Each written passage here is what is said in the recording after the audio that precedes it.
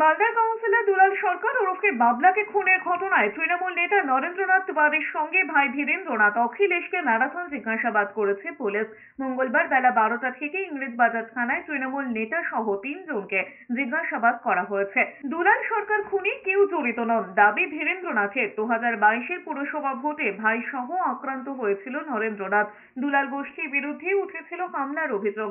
দুলাল সরকারের থেকে পিছিয়ে গিয়েছিল বলেই হিংসা, তাই খুন। রাজনৈতিকভাবে বাবলা সরকার মুখ্যমন্ত্রীর কাছাকাছি চলে গিয়েছিলেন বলেই হিংসা। সোমবার এমনই বিস্ফোরক দাবি করেছিলেন মালদার নিহত তৃণমূল কাউন্সিলর দুলাল সরকারের স্ত্রী। তার আরো দাবি, ক্ষমতার লোভের থেকেই এই খুন।